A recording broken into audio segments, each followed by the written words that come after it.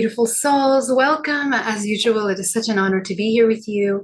I'm on later than I expected today because of travel, but I cannot end today without coming on live to finish our day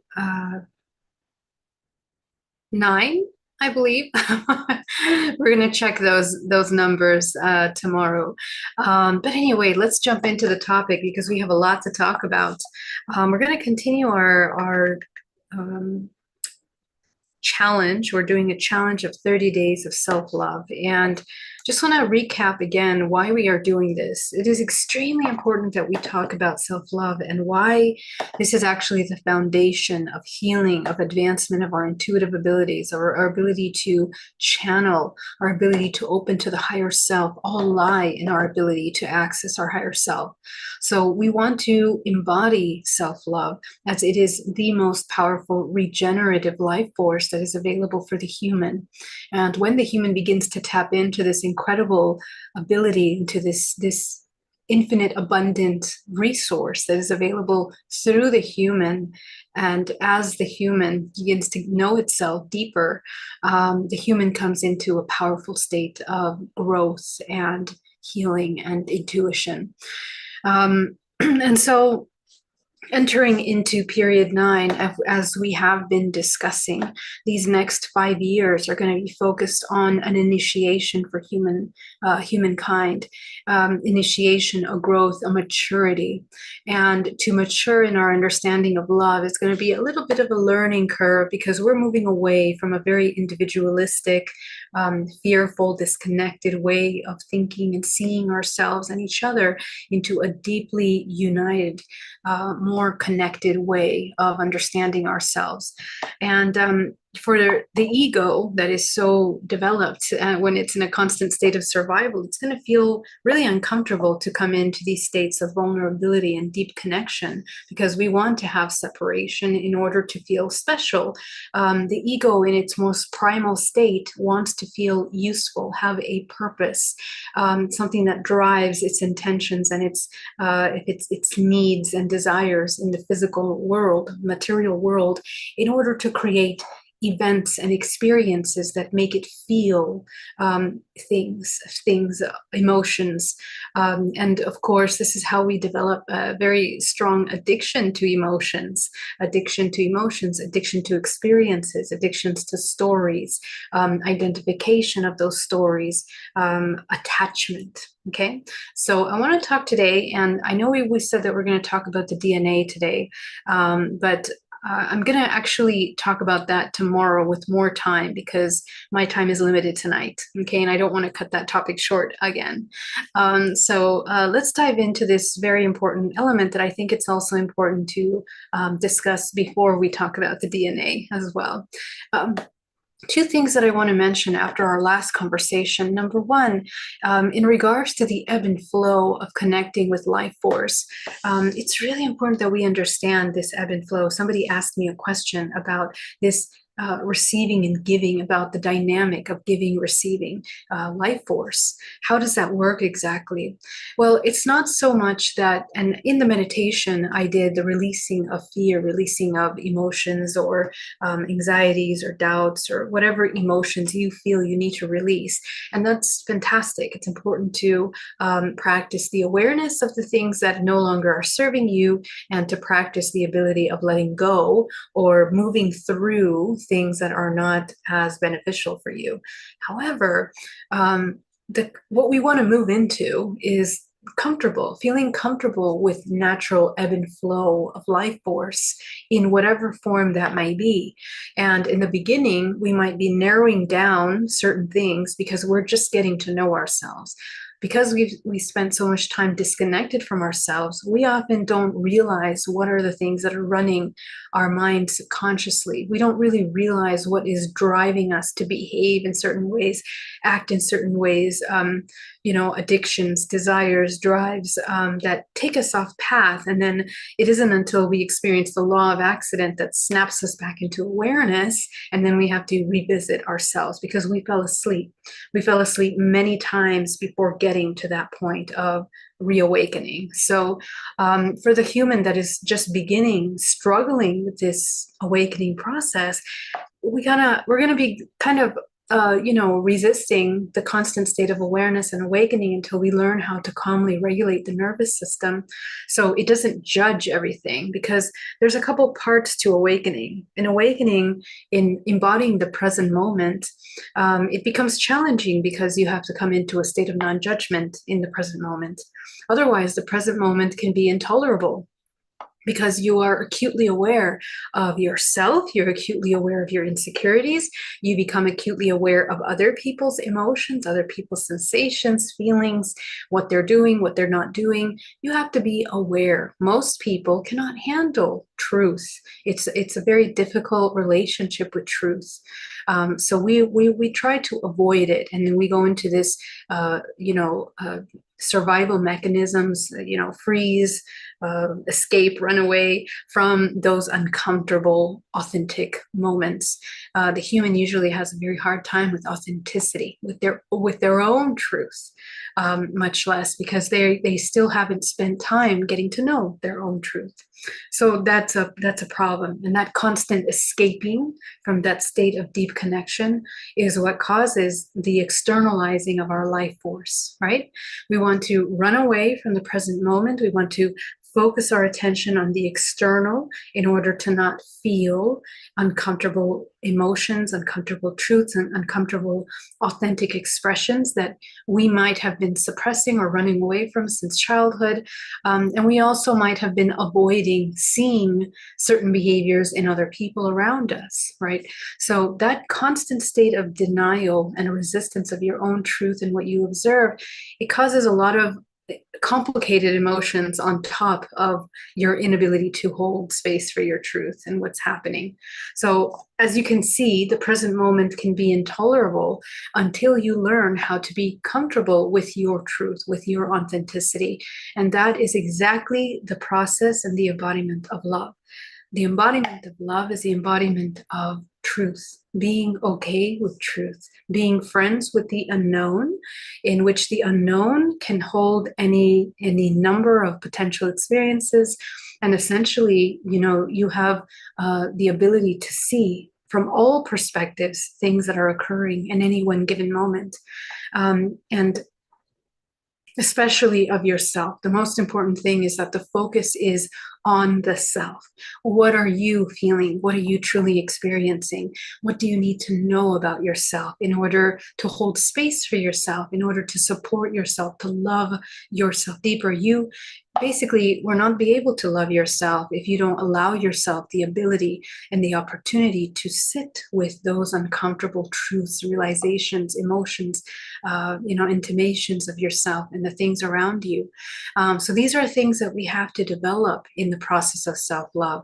That is the work. That work is the work of self-love, essentially. That's exactly what we're learning to do.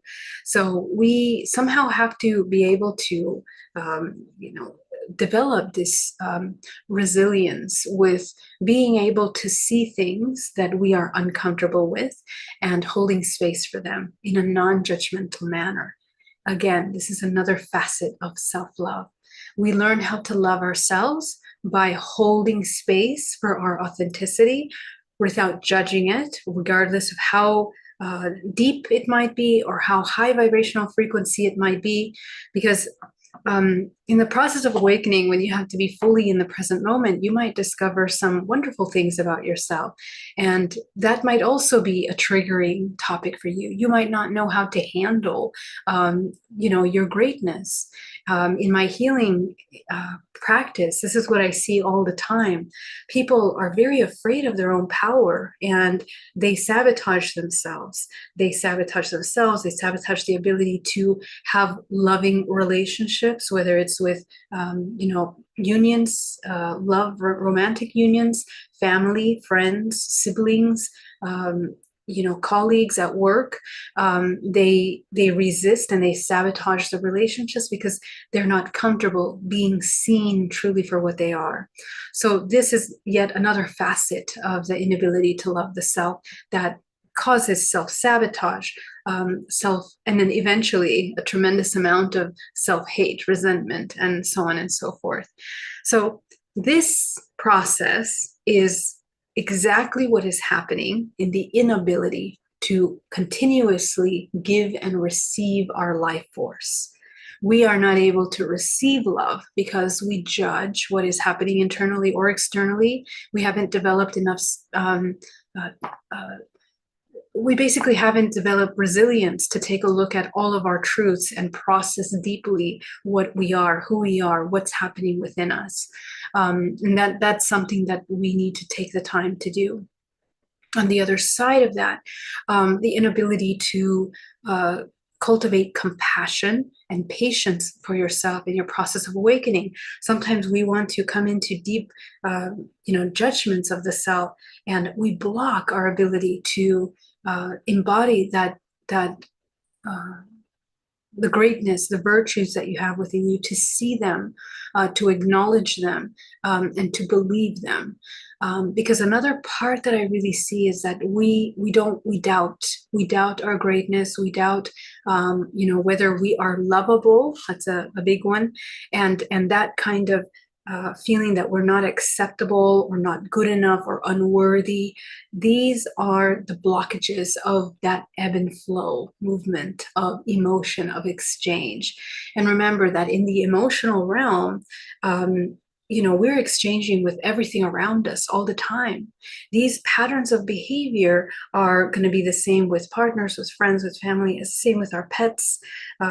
We simply cannot learn how to love until we learn how to love ourselves, because we have to develop compassion for ourselves. And that's something that it takes time to develop, because you have to be willing to see your shadows, willing to see your limiting belief systems and how they are harming you, how they are limiting you.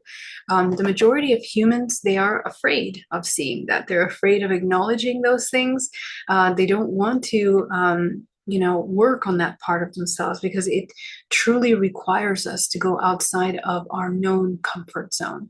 And unfortunately for humans, the comfort zone is essentially whatever is biochemically creating an environment that is familiar. Okay, so that obviously it translates into a problem, because we keep repeating that same program over and over again. Okay, all right, so let's jump into presentation here, because I want to show you the effect of this lack of giving and receiving. Welcome everybody, Daniel, PJ, Brad, great to see you. Jimmet, PJ, great to see you. Wonderful to see you guys. Thank you so much for joining me. So let me come over here into the presentation. Go ahead and put your questions in capital letters, and I'll be really happy to answer them.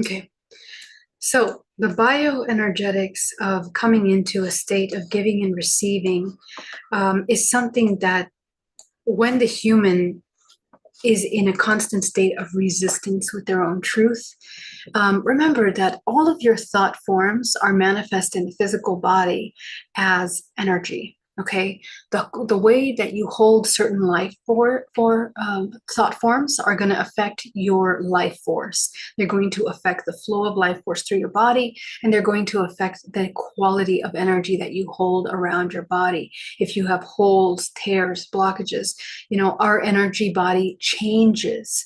So in being in a state of harmony, being in a state of flow requires us to have healthy energetic bodies, where we are creating strong energetic boundaries with our environment. That not only is it psychologically, but it's both equally important, and they are hand in hand. They're parallel to each other, and they piggyback on each other. In the same way that we hold our thought forms, our energy body is also being affected. So we are learning how to hold our energetic space in a way that is more conducive. Again, and when I say conducive, we're talking about the bioelectricity in the body becoming more conducive in the multidimensional body. So let's talk a little bit about that conductivity. As you know, the multidimensional body is many spherical layers of your body. Your physical body in itself are chakra systems that essentially they are vortices that create spheres around your body. Okay, no, sorry. And these spheres that are being created around the body are basically emerging from the chakra vortex centers. Okay, so these chakra vortex centers, essentially let's just delete that for a moment so it's not confusing. They delete.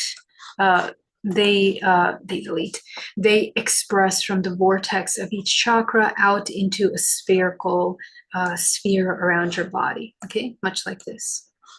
So we are learning how to open and unblock these pathways. The majority of the human race, they are quite disconnected from the back of their body. As I mentioned before, the whole back of their body is just completely blocked out. We are not even aware of this entire part of our body. And that's a problem because life force is not entering fully into the spectrum of the body. And every single chakra is processing different vibrational frequencies around the body. So anytime that the physical body begins to block out certain frequencies, because those chakras holding those frequencies are more contracted. For example, the back of the body can be completely stagnant in the lower chakras. So this entire part of their body is going to be with holes and blockages over here. Okay, so this again blocks this ebb and flow. So what I see as one of the largest traumas in my sessions when it comes to healing programs of self-love and self-worthiness is that the heart chakra specifically is completely blocked. Okay, so basically when I ask my student to expand their heart chakra in the back of the body, they literally can't. They can't see it. They can't tune into it. It feels hard to imagine it. And if we have a hard time using our imagination, we have there's the roots of that are emotional trauma, and then of course profound programs of self-love, self-rejection, and unworthiness. So our ability to tune into our intuition, the level in which we can tune into our intuition is also a sign of whether we love ourselves or not.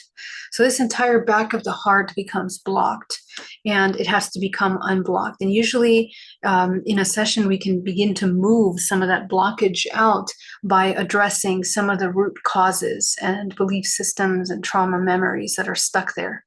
So the vortex field of the body, essentially every single one of these creates this toroidal movement where the energy is weaving around the body. And as if we continue to stagnate that heart chakra, energy cannot come in. We have a really hard time psychologically and energetically receiving love from others. Okay, so it feels really uncomfortable to receive love because remember that each chakra, it's a filter of perception, psychologically, energetically, emotionally, vibrational frequency wise. It's an entire field of frequency that is communicating with many parts of yourself, many parts of your senses, your organs, your emotional body, your physical body, the mind. And then, of course, all of that is being recorded and written into DNA, as well as being projected from DNA as epigenetically we navigate this everyday life. But the back of the heart chakra becomes so blocked that the human is just unfamiliar with that. So a lot of times what this person is going to look like is one of two things. And again, what I'm showing you as examples, are simplified because every single chakra that has a certain blockage also has other blockages in the body. Okay, every human, depending on what their belief systems are, depending on how they feel about themselves and how they have incurred the trauma to begin with, different parts of their body will be affected. Okay, so for example, if they learned how to hate themselves through sexual trauma, their sacral chakra will also be blocked. Their throat chakra will also be very, very blocked. Another person can be that, they had abandonment, for example, deep, deep abandonment with father and mother. So their root chakra will be completely blocked in addition to their heart chakra. Another example is a person in an extremely abusive household, maybe let's say with a narcissistic parent. So they have empowerment issues. So their solar plexus will be completely blocked in addition to their heart chakra. So as you can see, we need to understand what the patterns are. But at the end of the day, at the very root core of these kinds of blockages, it's always trickling down, regardless how we get to the root. The root is always that we are faced with an experience in which we did not know how to love, we were not being loved, and we didn't know how to love, how to respond with love in that experience. So to heal it, we have to revisit these aspects of us and provide an invitation, a broader perspective of that experience in which the human actually can explore the possibility of what it would look like if they were able to love in those traumatic moments. And to love in those moments doesn't mean that we're accepting abuse, accepting, the traumatic situations that happened in a way that we say that those behaviors are, we're not saying that they are acceptable human behavior, but they are true experiences and true reactions that another has towards us and that we have towards them. And our optimum goal in this kind of work is to find truth. And that means the ability to see multiple perceptions of these experiences. This is exactly the point in which compassion, the power of compassion is actually an incredibly alchemizing power. Compassion is the energy. It's a very neutral energy. It is a gold-like energy. When it begins to enter into the body, it allows you to dissolve these kinds of traumatic blockages and open up your pathway. Gold frequency is one of the most neutral universal colors. So we find it on Earth, we find it in the universe. It's in all living organisms, and it is one of the most healing and regenerative energies of any organism, whether it's the most densest physical matter to a high vibrational frequency. Gold has the ability to be seen, applied, and felt and experienced through all densities of frequencies. So in that sense, gold helps us clear out these blockages and essentially open up our space once again. So in our healing practice, we can use this gold energy. It's not just gold, right? We're using also, you can use whatever energy is most productive for you in your healing session. So always use your intuition. In my healing sessions, I always ask my clients to fill their healing spaces, like their homes, wherever it is that you're meditating, with gold light. We are taught in shamanic school to use gold light before we start healing anything, anywhere. This is a very ancient practice that people have been practicing for a very long time, but to use this universal energy helps ground and helps all organisms come into a higher vibrational frequency. So in this process of embodying non-judgmental observation of the things that are happening in your body, we create a pathway for unconditional love. We open up the pathways and the blocks that we are holding in our subconscious mind, body, and soul, in our bodies that are affecting this kind of energetic anatomy. And what that looks like in the energetic body is that once we start clearing these out, we can actually begin. Let me move that out of the way. We can actually begin to really see where we have these tears. Okay, so this is a really great depiction of the energetic body. And if you can imagine these little smudges here being crystallized, blocked, debris, crystallized debris and thought forms that are blocking the pathways of life force. This is exactly what we have to start clearing out of the body. And this is the work that we do in DNA reprogramming and also very deeply in hypnotherapy. Okay, but when we open these pathways of energy, this is where life force begins to move fluidly. Okay, so we begin to experience the ebb and flow. Now, what do I mean by the ebb and flow? As you can see, the chakra, this vortex system that we have in the body, naturally, if we align with nature, nature is operating in this natural ebb and flow. It is receiving, it is giving, it is allowing things to come in, things to live, to be born, to exist, to propagate in nature, to seed, to pollinate, and then, to die as necessary. So to be in harmony with yourself and with everything, it means to be able to mature enough to understand that ebb and flow. That is the embodiment of love. Okay, to be able to embody this giving and receiving of energy, this processing of life force through the body, is the embodiment of unconditional self-love. This is applied also to relationships. If we find ourselves in relationships that are deeply imbalanced and we give more emotionally than we're receiving, then we have to take a look. What are the programs that we might be repeating?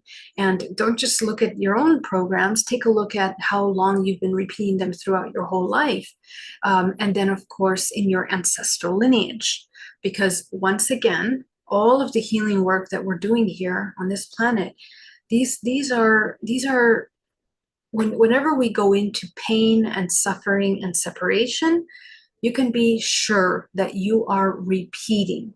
Remember that, repeating. Anytime you're repeating something, you are not co-creating. When you stop repeating, that's when you start co-creating. And it's also when you actually have the ability to access free will. So anytime before that, it's the human is not really doing much other than repeating these kinds of cyclical patterns. Now, we come in contact with people. We incarnate into our families. We are attracted to people. We have life experience. Our colleagues, our friends, families, our neighbors, all are in resonance to us. Okay, so we have frequencies that are similar. So what I find in my healing sessions, every single time that we have sessions on relationships, for example, and people want to know, hey, why do I keep attracting this certain kind of dynamic with a partner, this emotional blockage? Why am I not able to find a partner that ever loves me or that can never be there for me, right? This is a very common thing that I hear. Why is it that in relationships I always give more than I receive, for both men and women? Or this is the same kind of issue. It doesn't matter the sex. The ways that we have learned to hold emotional frequency in the body will depend on the kind of individuals that we are attracting for human experience. So this is where things have to be looked at very carefully.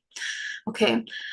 Now, in the physical body, how that looks like is that essentially we begin to develop problems in the physical body that are physical. And something that I see especially a lot around the holidays is flus and colds and things like this. And of course, we talk about viruses and all that, but your human body has the ability to protect the cellular walls in order to choose whether we allow those viruses to come into the body and disrupt our systems. And so, we talked last week about how love is the most healing. And I believe it was Bruce Lipton that wrote the book, The Honeymoon, Love on Earth, Honeymoon Phase, or I'm sorry, I can't remember the name at this moment, but he wrote an entire book on how love is essentially the most healing for the physical body. People that are in love actually have higher immune systems. They are able to battle any viruses or illnesses from the body. And I stressed this last week, but I say it again. You can absolutely heal your body. You can actually absolutely choose not to take into the body certain illnesses and to turn on the genetic markers that cause illnesses in the body by coming into a higher vibrational frequency, a higher state of love. So this is something that we can actually do in our physical body. And the lungs tend to be the first ones that are affected during this time. So this is something that we can heal.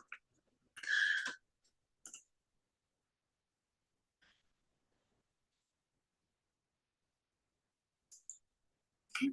So let's talk about the energy of blocked heart chakra. Okay.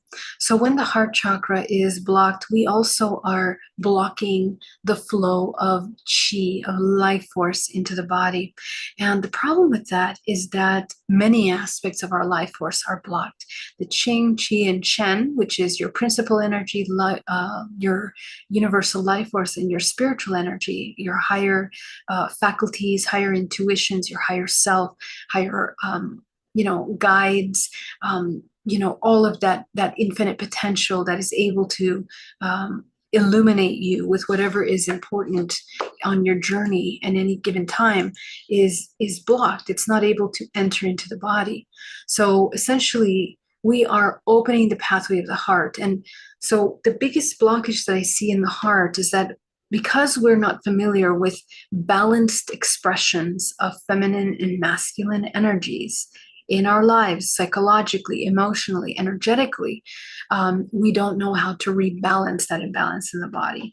So, for example, in this previous example of giving and receiving from the heart, this individual might not know how to receive, might not know how to accept love or help from others, or compliments, or acceptance. And this is, again, it's a repeated ancestral program. But what that does to the physical body is that it creates a lot of blockages inside of the heart center.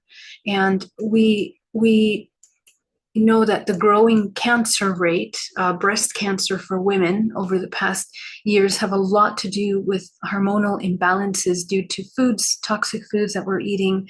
But also it has to do with the growing isolation and internalizing of very strong emotions, the suppression of the oracle of the divine feminine, the suppression of love, the suppression of the ability for the divine feminine to be able to express healthy rage, healthy anger.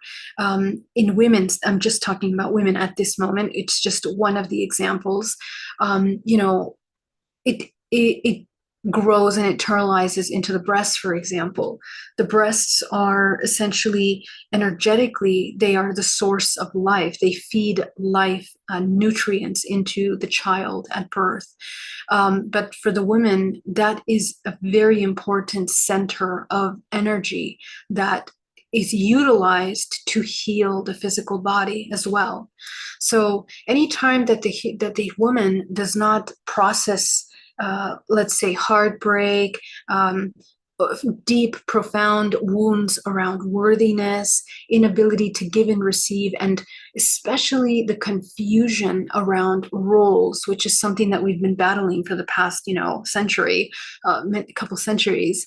What role does a woman play, right? So the woman's role has been quite defined historically in the role that is played in society and in the amount of power or not power that the woman has.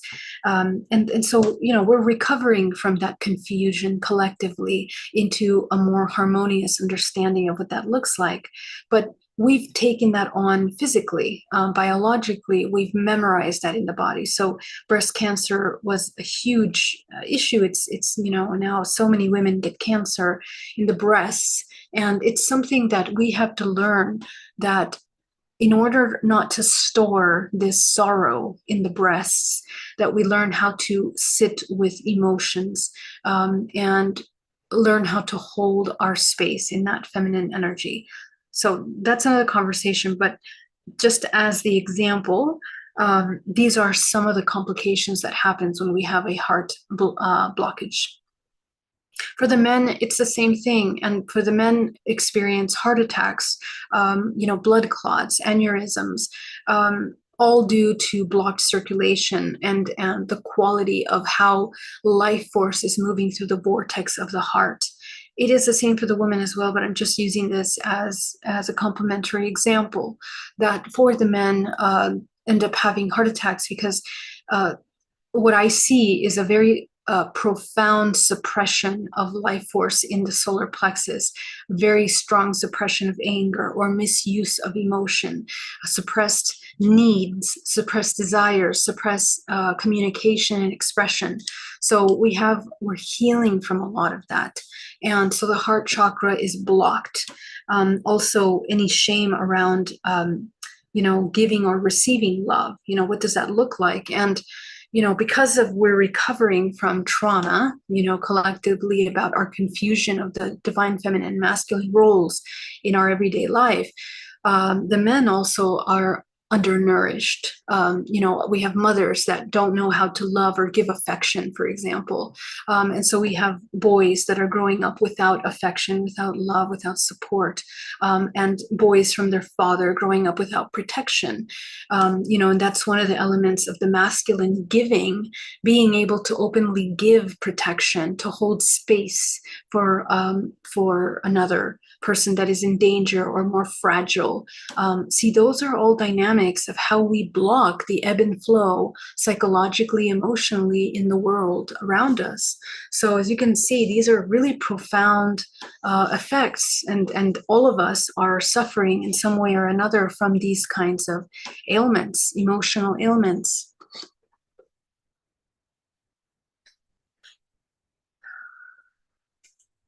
Okay. So another part of working with life force through the body is that this depiction is for how energy is moving through the body. But I also want to talk about the perineum. So this is actually talking about the anus, but the perineum is the space in between the anus and the sexual organ. So one of the things that I see that has really blocked energy in the body, that is in addition to the blockages in the heart, is that because we have blocked in the heart, we block the life force from entering into the body. And so what happens is that, remember that we in our physical bodies, because we are a toroidal field, and energy should be cycling through the body, naturally moving through its toroidal pathways. We block this energy in the body. It doesn't move as it should. So a lot of the blockages that I see in the body are down here in the perineum. And this is where we start having, uh, problems with our co-creation, sexual energy in the physical body. The heart, our ability to love and our ability to create life and in use of our sexual energy. Alchemy is the union of these two energy centers, the lower dantian and the middle dantian. So the lower dantian is made up of the first three chakras. The middle dantian is made up of this heart, throat, and third eye. These are your higher faculties. Okay, so whenever we have trauma in the middle dantian, the lower dantian becomes really blocked. And one of the parts of the body that ends up taking the major toll and accumulation of heavy, heavy energy is in the perineum. So we are blocked in both, let me clear this up a little bit. We are blocked in both the source of our life force. Okay, so essentially the energy that is supposed to be entering into the crown is blocked, and the energy that's supposed to ground us down to the center of the earth is blocked. So what happens is that people have a really hard time grounding, because they have such a hard time grounding. And it's, remember that grounding, to ground, we ground the entire body, right? The entire body is ground. But when a person has the perineum blocked and they just have so much stagnant energy inside the physical body, not only does it not pass the heart, but we begin to accumulate all kinds of debris within the field. And that slows down the pool, the rotation of your vortex field. Okay, so remember that the rotation of your vortex field is so important, because that's essentially how you're moving life force. Anytime that your life force becomes blocked, this is not allowing you to love unconditionally.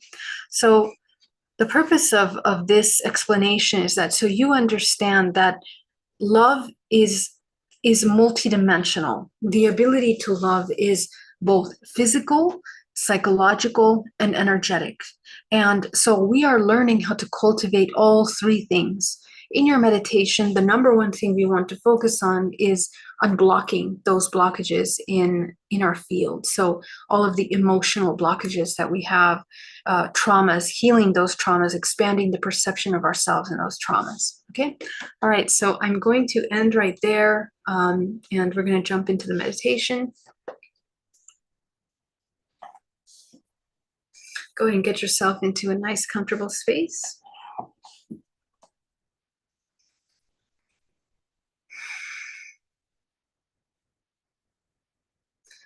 Ground yourself down to the center of the earth.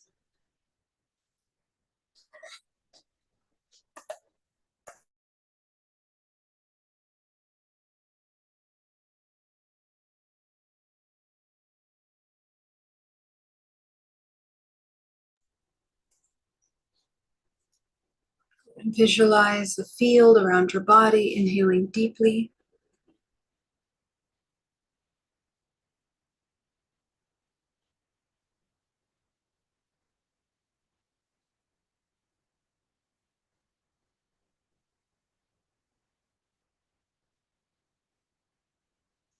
Go ahead and close your first chakra, second chakra, third chakra.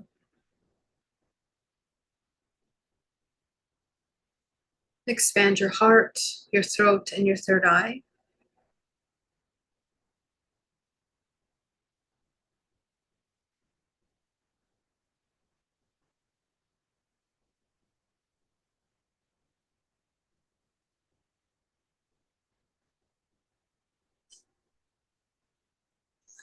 Go ahead and bring from the center of the earth a powerful green life force rushing up into your body, creating a vortex of energy.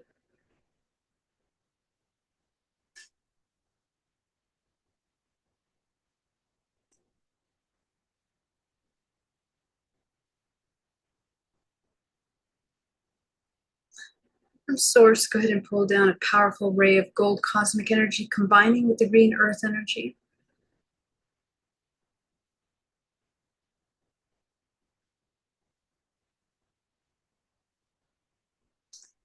And take 10% back down to the center of the earth.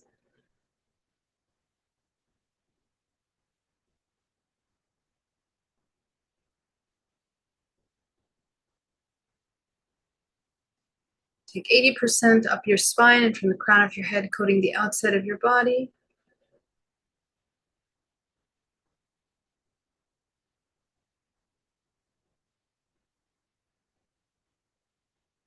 And go ahead and take that final 10%, absorb it into the body, into the pores, the flesh, the muscles, the bones.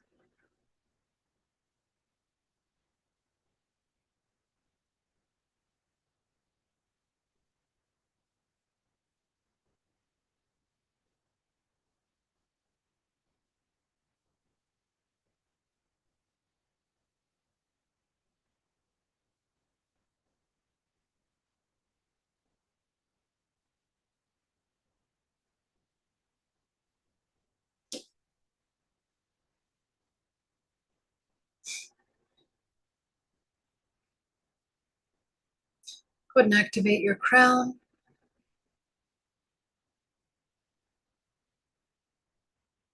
Go ahead and expand your heart chakra. And I want you to focus on the back of your heart chakra or the front of your heart chakra. And I want you to notice the quality of your heart chakra expansion. Does it feel easy to open the front and back of the heart chakra? Take a look.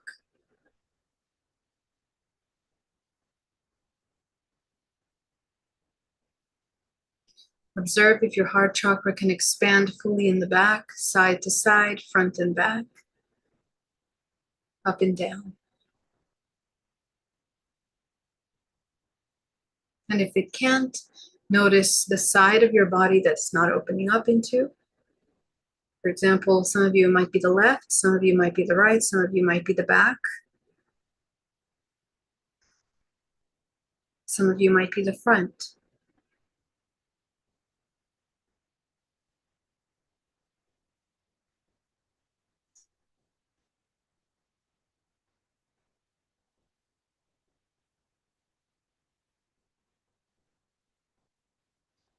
And we're going to go ahead and focus on the parts that are not expanding, and we're going to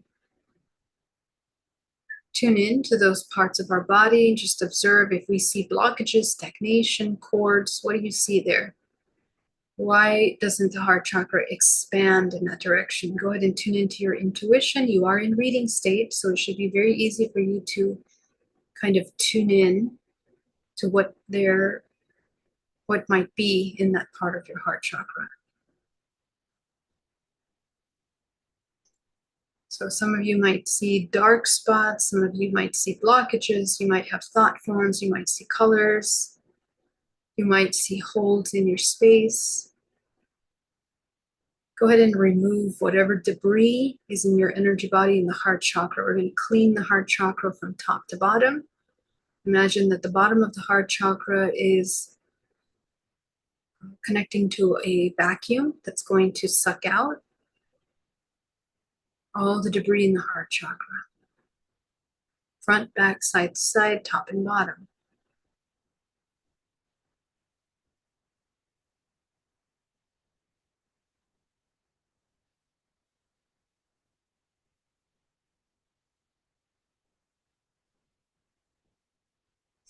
Go ahead and tune in to the emotions that start to come up in your heart chakra.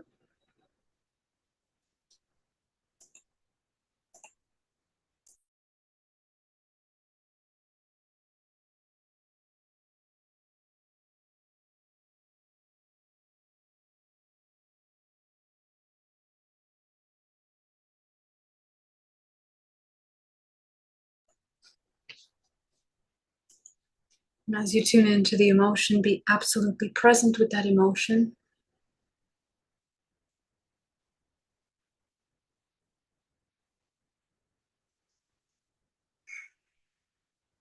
Allow yourself to notice the emotions that come up and name them out.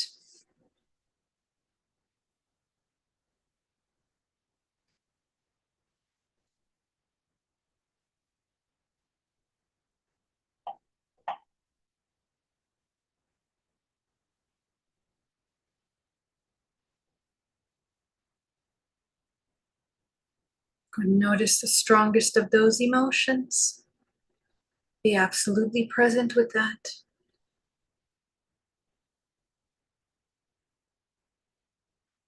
And go ahead and name out the emotions that come up in this strongest emotion.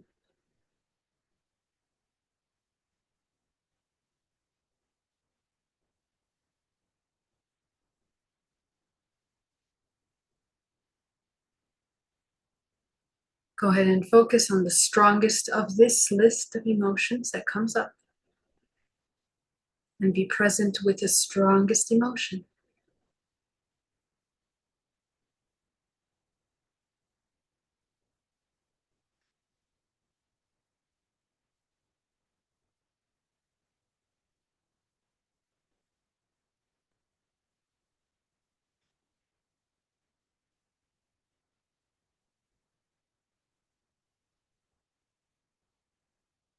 Go ahead and focus on the strongest of these emotions. And I want you to hold that emotion in your body and notice how your body reacts to this emotion. What parts of your body start to respond, contract, react, resist, contract. I want you to take yourself back to the very first time that you had this emotion. Take yourself there. It can be the womb, or it can even be before that. Just allow yourself to notice what comes up. Anytime during your childhood, adulthood, take yourself there. Trying to access the very earliest.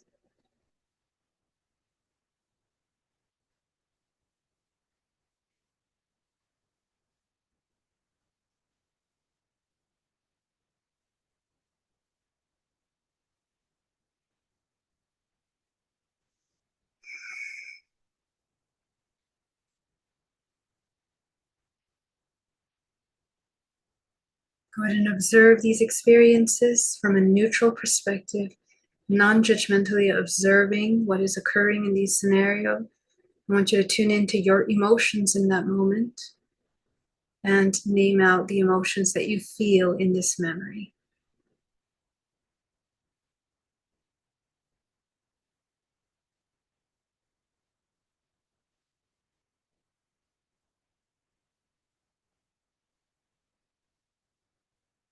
Be absolutely present with that emotion. Go ahead and notice, what are the emotions within this emotion?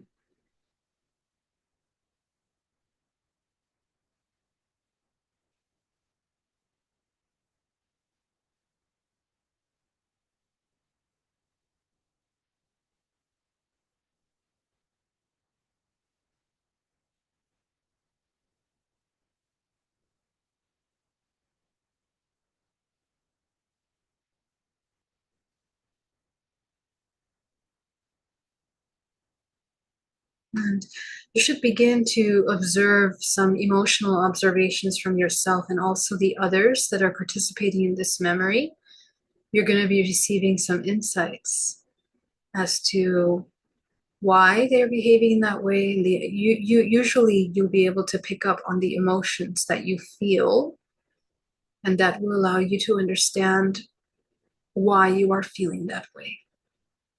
And in that why is information about others' intentions, others' feelings, others' emotions, others' desires.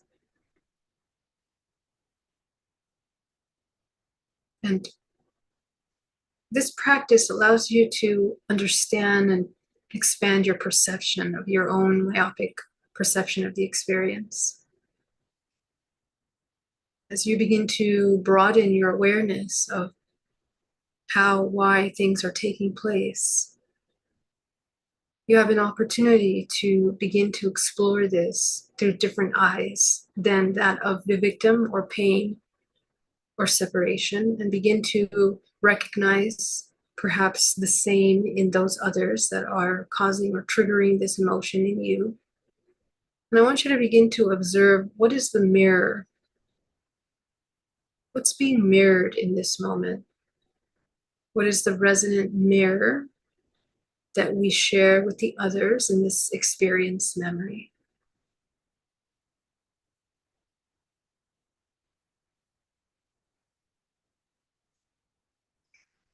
Oftentimes, when you begin to observe the emotional realizations, you can have a physical response. You might sigh, or you might have a breath of release, because it allows you to shift your vibrational frequency that you have been storing from that memory, by shifting your perception. So as you allow yourself to observe that, I want you to notice the root cause, the resonant similar root program. And go ahead and notice what emotions and belief systems are playing out in those belief systems, in what you're observing. What are some of the strong belief systems that you've developed about yourself from that experience?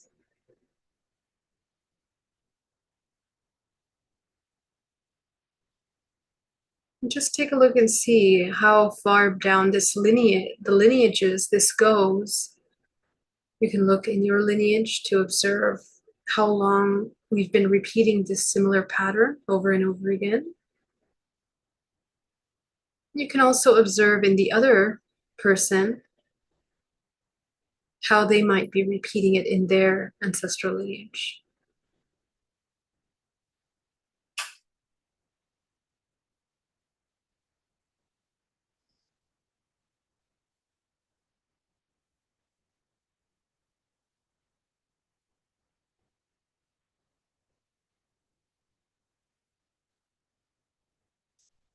Go ahead and take a look at how you are repeating and playing out this same program in your life currently. Take a look at the wound that you have in your heart, in the front, back, side to side of your heart, and observe the memories that more recently came up for you. How does this program relate to what you're repeating again in your life, in your relationships now?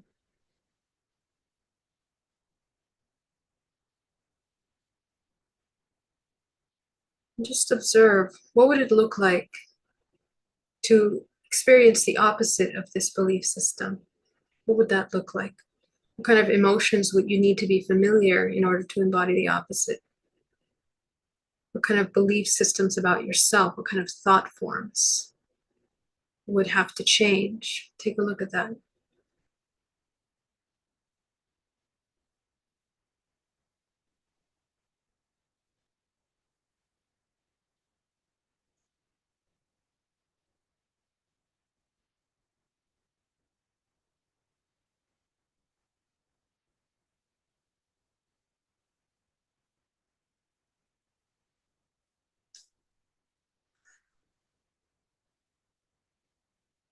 Go ahead and take a look at all the fractals of yourself throughout your life that have experienced the same blockage. And as you begin to observe what the opposite looks like,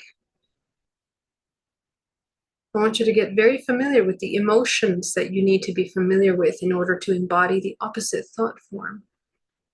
So let's say that you discover that at the root of this experience is a belief system of lack or unworthiness.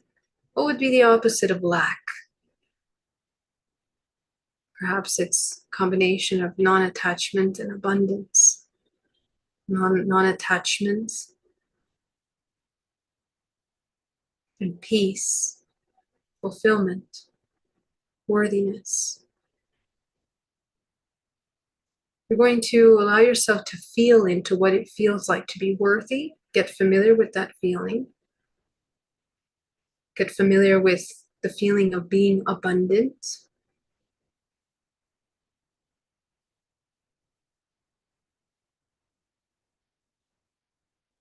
Get familiar with the feeling of self-compassion.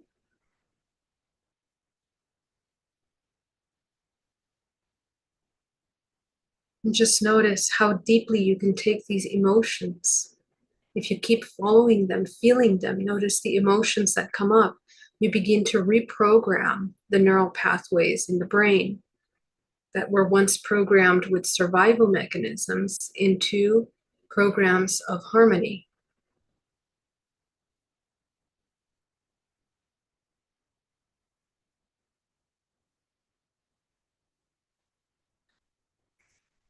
So for example, in this example of lack, you can go from the feeling of lack into the feeling of acceptance, into the feeling of non-attachment. And from feeling non-attached, you feel peace. From feeling peace, you begin to feel love. From feeling love, you begin to feel bliss, self-acceptance, self-worthiness, self-love. From the feeling of self-love, you begin to feel compassion for yourself and the others. And from the feeling of compassion, you might begin to feel connection to all. And from that deep connection to love, you might feel a very profound state of love, self-love. And if you allow yourself to continue down that path, you will deepen your understanding of what love looks like, feels like, psychologically, physically, in the sensory body, as well as energetically. So go ahead and turn that entire understanding into one color to make it easier for you. All of that understanding in one color. You're going to see all the fractals of yourself from the womb until now. You're going to fill each one of those with this color.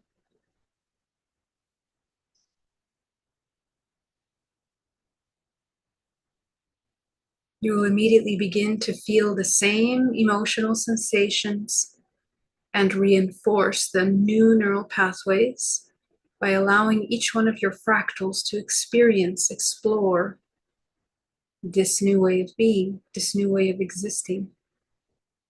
And you might also see, as if you're watching a video of yourself, how you respond and how you change in your reaction. You might also see how others around you change their reaction as you embody a new state of being.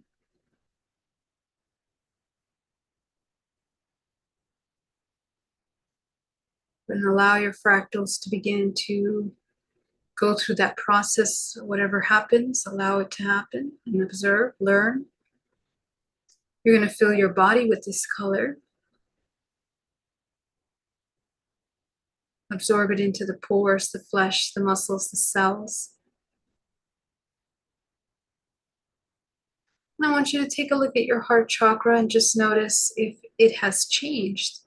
Notice if that part of your body that was torn or open or blocked opened up, healed, completed itself. You'll notice that it has.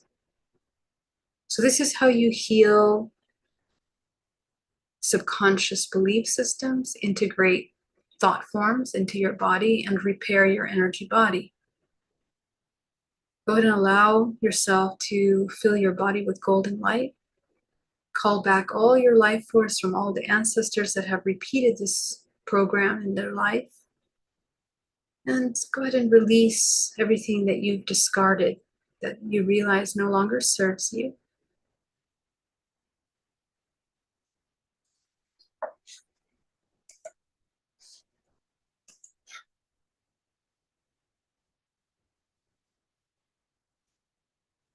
And allow yourself to focus on the root chakra, opening the root chakra back up. You're going to go ahead and clear the perineum with the same light. Release any unblocked energy in the perineum. Go ahead and release any unblocked energy in the back of the root chakra, the back of the sacral and the solar. Clear it out.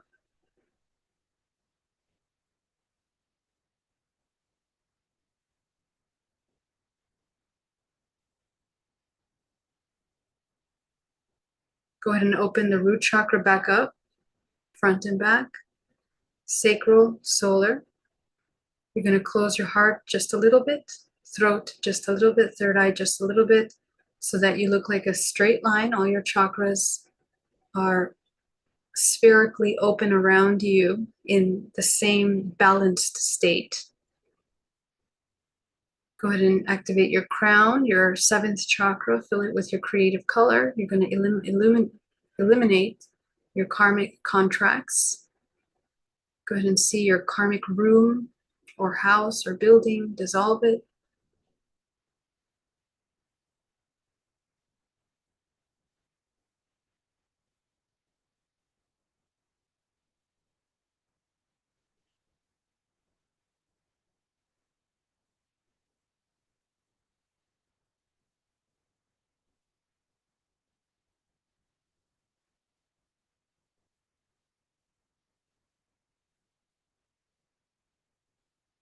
Go ahead and go up into your eighth, activate your eighth, ninth, 10th, 11th, 12th, 13, 14, 15, 16, 17, 18, 19, 20, 21, 22, 23, 24, and above you is a powerful white light of source. Go ahead and see that. And bring that white light down into your body, anchor down through your perineum into the center of the earth.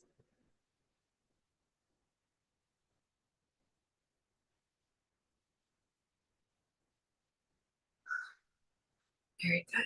And go ahead and open your eyes and come back into the room. You guys did amazing. I want to welcome you back and thank you so much for sharing that practice with me. So it's really important to work with your heart chakra and clear out these blockages. I'm going to jump into the questions really quick and then I will close for the night. PJ says, I have a lot of questions. I have been practicing the SLS. Awesome. How lust depletes out life force, sexual energy, but you say not shaming or desires. How do they go together? How lust depletes life force, sexual energy, but you say not shaming. Oh, okay. So she wants to know, how does lust deplete your life force? But then at the same time, I say not shaming our desires. So yeah, so you see, lust it's a complex emotion of it's basically an expression of unmet desires. Okay, so what's the difference there is that lust is already it's already a deep accumulation of unmet desires, you know, maybe for a long time. Actually, it's been clinically shown that people that, for example, men that don't have a very intimate connection with their mother and feel safe at home or have, you know, connection that is nurturing, they tend to express that out in forms of seeking sexual expression. And so that's an example. But if the child were able to address that need for nurturing, which is the desire, that's the original desire, it would not expand into that. Okay, so, and then I want to be like really careful with using these words because, you know, healthy sexual desire, you know, it's very beautiful. There's nothing wrong with that. It's just when it drives our actions, our intentions, it drives the kind of relationships that we seek, the activities that we seek. And of course, all of those can be depleting of energy because actually, when we're unconscious of the root desires, we live an entire life committed to filling subconsciously that desire. And that is a complete depletion of life force because it takes us off any kind of path of deep authenticity, deep connection to your higher self, your spiritual understanding, your purpose, even choosing the career that is most healing, harmonious for you. I mean, a lawyer can become a lawyer in order to fill the desire of not feeling accepted all their lives, right? And so now they choose an entire path that essentially leads them to drinking and self-destruction, all because, you know, they were in denial of a need, a very deep need and desire. So desire in itself is not the problem. It's what we do with that desire consciously. If we suppress our desires, that's going to be expressed and met in roundabout ways that usually end up self-destructing or taking us off path, sometimes unhealthy ways. And that kind of unconscious disconnect from ourselves is what always causes suffering and harm. Okay. Brad, see you soon. 5D events. Yes, see you soon. Anytime we watch porn or randomly meet someone where we feel strong magnetic pull or think in ways like he's handsome, she's beautiful, does it mean we are depleting our sexual energy?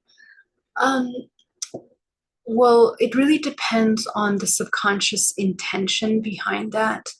Um, this goes really deep into you knowing yourself, right? So if you know yourself and you have a healthy way of observing beauty and can relish beauty in another human being, not in a way where you let your desires or attachment or identification in that way that is taking you out of balance, of course, you're not going to deplete your energy.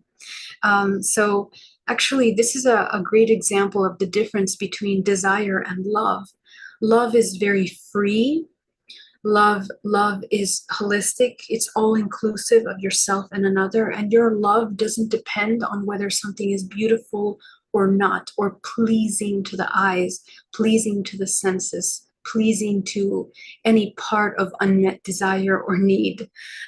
Okay, because a lot of our fascination with beauty or with things like that, it comes from actually a need or a lack. Okay, a lack basically. So in real love, we love everything equally. The beautiful flower as much as we love this rock. Okay?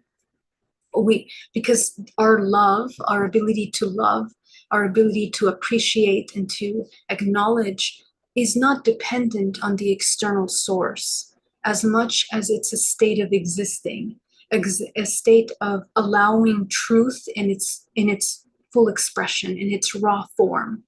That's when you truly learn how to love unconditionally. And that state of being is extremely regenerative. Anytime that our emotional state is dependent on the external source, we deplete. So remember, it's dependence, attachment, parasitic exchanges of life force. Okay. Does it even create karmic implications in case we are already in marriage and thinking about someone else? In such cases, if we direct life force into a centripetal state, that is the 0 point, and observing of our thoughts, emotions, feelings about the other, will it help or not deplete our sexual energy? I'm getting it right. Um, Karmic implications. I mean, there's a cause and effect to everything. So I think it's important to understand this is it's too complex of a question because there's too many parts to it that you need to understand. First of all, um, what's happening in marriage. Is there unmet needs in the marriage? Are you guys in alignment, vibrational frequency? What's happening there. Usually we tend to look outside of the marriage when we feel that we have needs unmet, whether it's emotional, psychological, mental, physical. We begin to externalize that need.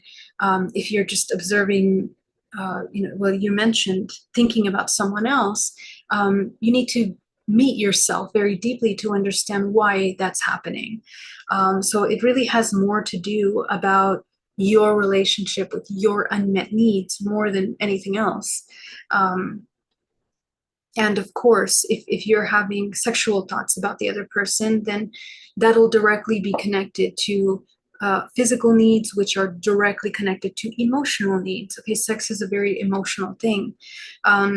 Even for men, and that men want to deny that it's an emotional thing, it's only biological, but only the uncultivated man is totally driven by their biology in a way that it's just about meeting a sexual need. It is a biological aspect, but a man that is working on his life force in cultivation already understands how to master that desire and isn't driven by the biological aspect. It doesn't override their understanding of the needs that are met. That's what I mean.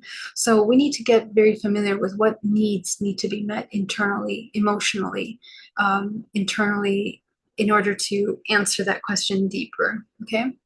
Basically, how do we get into implosion, centripetal state? Yeah. So centripetal state and implosion is when you are meeting your needs. You're embodying self-love, essentially. So you are meeting your needs. You are deeply authentic, which means that you've met all sides of yourself, your shadow and your light. You're meeting the deep needs of each part of the wound proactively. And you are very aware of where your energy, your intentions are at all times. That's completely in the present moment, full awareness. That's going to help you understand. And that's the beginning of moving your energy inward rather than externally. Okay. Nicholas, hi, Geraldine. I love your live streams. Thank you so much. Thank you for being here. Pono, great to see you. Sandra, I cry a lot when I am reviewing old memories to release the emotional charge. Does it create disharmony in the body? Yeah, so I advise you to close your first three chakras because, because we're so biochemically addicted to the trauma of those emotions. At first, you're going to have a lot of emotions come up, and that's okay. That's natural. I mean, and in the first, you know, 20 days of my deep retreat work, back in the day when I first started this work, I mean, all I did was cry. I mean, there were even moments of being horrified by seeing parts of myself that I was not ready to see. So, these are things that we have to build resilience with. Closing the chakras helps you access the pure information of what's happening in the first, second, and third. And it allows you to quiet the static. Because when your first, second, and third chakra are wide open, chances are those chakras are either like super expanded and running your show, your field. So these are people that are like crying all the time, having really strong emotions all the time. They have really imbalanced chakras. And sometimes all it takes is for them to control their chakras and then gently clear out the debris that's there. That will help them regulate the nervous system and therefore see a little more clearer what's happening in their field, what's programs are running in the subconscious mind. So I think to answer the question that I would suggest is to be authentic with yourself, truthful, and that really does require a little bit of discernment because in the beginning, again, we're going to be kind of discombobulated because we've spent so much time away from our truth that when we do spend time connecting to the truth, it can be overwhelming. And we have to go beyond that. So I tell you, feel the emotion and feel it for a minute if you must, 2 at most, and then shift into observing the emotion. Okay? So, crying. Okay, let it out. Let what needs to come out. Maybe you've been suppressing the tear for a very long time, or maybe all you do is cry. Allow yourself to feel the emotion. Give yourself a cutoff time where you shift. And, I've learned this in my own practice because in the beginning, it's like I wasn't getting anywhere. All I did was felt my emotions uncontrollably, and I couldn't get beyond them. So, you learn with practice how to love yourself. What you realize is that feeling those emotions, you get stuck in the sensations, you're biochemically addicted to them. So it's hard to break that addiction. And that addiction isn't promoting your understanding of yourself. It's blocking you from seeing your truth. And the ego sometimes hides behind strong emotions because it wants to, that's its purpose. It thinks that having the identity of a victim or a painful experience or holding on to the traumas of our childhood is purposeful. It's important. It's an attachment that we cultivate over time.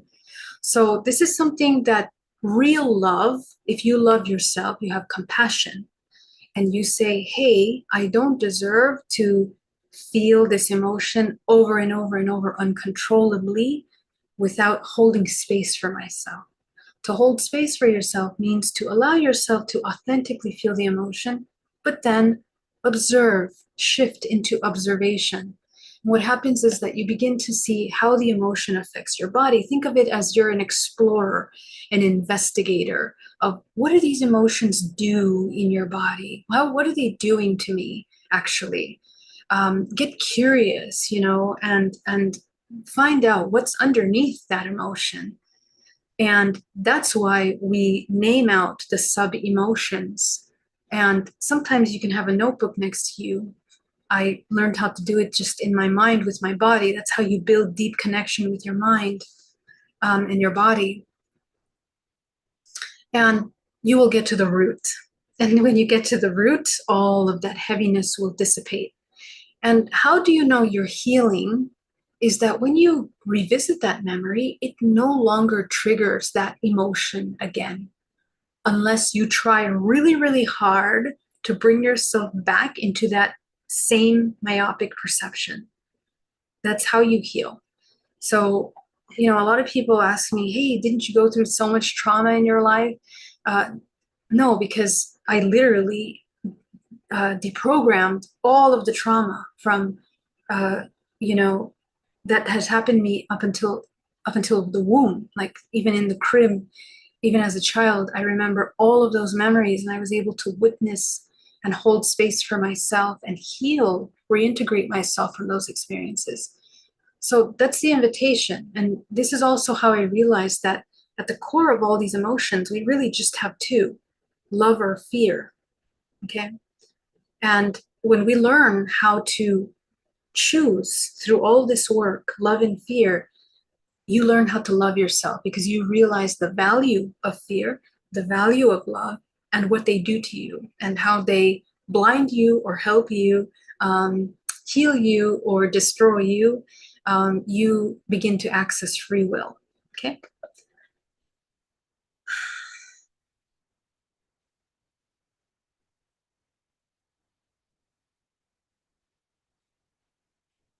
If someone is gossiping about us or talking wrongly, does it affect your chakras, our chakras? Can we do a prayer spell to ask their spiritual energy to balance out the karma? No, you cannot affect anyone. You cannot affect anyone. You cannot do anything to other people. And this is really important. Like, we have these ideas that we can, cast spells or prayers against other people. No, you have to focus just on you. Your energy, hold space for yourself, and embody self-love, cultivate your self-love. And every person, as you know, in your own life, you learn from your lessons. You learn when you hurt people, you learn when you love people. So you have to be responsible for you, and that's it. And if you become an example of self-love, they might learn something from you, period. That's it. If they do, great. If they don't, great as well. So focus on cutting cords with people that no longer serve you, and learn to have discernment to maintain relationships with people that are, again, giving and receiving in a harmonious manner. And if you notice that there's imbalanced exchanges, or you feel depleted or angry or out of your space or betraying yourself in relationships, that's a red flag to reconsider that kind of interaction. And it would be loving of you to choose otherwise. Okay, that's how we apply our free will. Charles says, lately I've kept having arguments with my significant other, so I kept on working more on my self-love.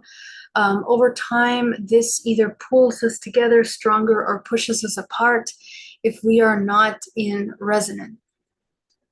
Right. So Charles, the invitation I would have is to see if there are some repeating patterns here in this relationship. Take a look and see if the kind of arguments that we're having are because of repeating patterns. Get to the root. What is your participation? When you begin to observe where your participation is, I want you to observe how you are resonant. What's the resonant? It's amazing when I do sessions on relationships, how we discover the resonant energy. It's amazing, and it's very humbling usually for the person that comes to me looking for help, because usually they come with the mindset of being a victim of the relationship. But when we get to the core of the resonant, it's like, okay, you have the same belief of, let's say, unworthiness or fear, or let's say fear of intimacy or fear of love, and the other person is basically employing the exact same belief that creates all this behavior, conflicting behavior in the relationship. So it's really interesting to see that, and it provides a lot of healing because now you know where you need to focus on. So take a look at the resonance. Now, the resonance is important because it's going to help you understand the lesson that brought you two together. Now, something that we need to learn about relationships, the idea of the fairy tale idea that we have to be with someone the entire life, it's true if the two people make a commitment to work together and to heal those resonant blockages and to continue initiating into the next level of the relationship. Most people stop at the resonance that brought them together, okay?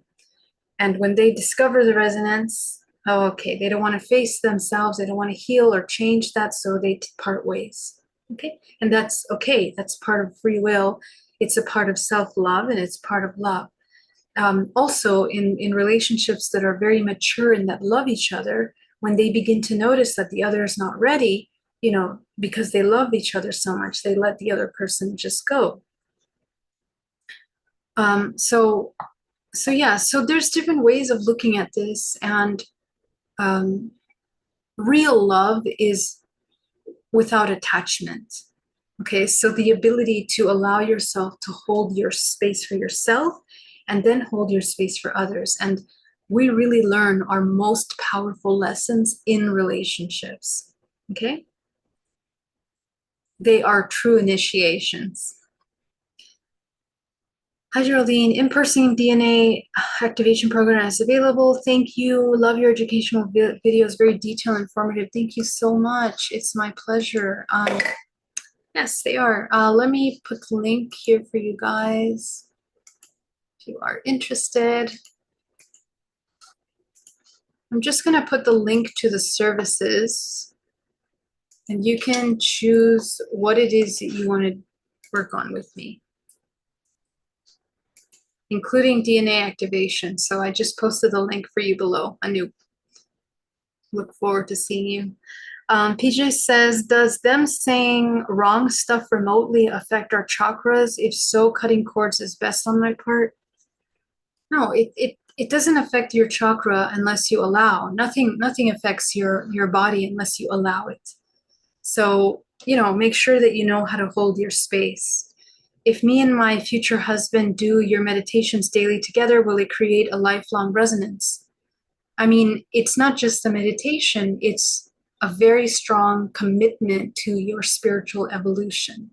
So if each of you make a commitment that you're on the path of learning what love really is, and whatever form that might take, then you can have a potential long life relationships. My parents are still together, for example, and they're very good. They are a very good example of that. They have made a very strong commitment to grow with each other, alongside each other, despite hardships, despite whatever little blocks they have in personality flaws or good things, strengths that they have. So there are models of that, right? They chose to have a conscious relationship, but it's not easy. So that is a commitment each human has to do, and we cannot force the other to do it. They have to completely choose that that's what they want to do because of free will. Okay. Amazing questions as always. Thank you so much, guys. It's exciting because it really shows how much work you guys are doing and that you are doing the work. Otherwise, you wouldn't even be able to ask those kinds of questions. So I want to thank you so much as always. I love you, and I'll see you tomorrow. All my love. See you then. Thank you.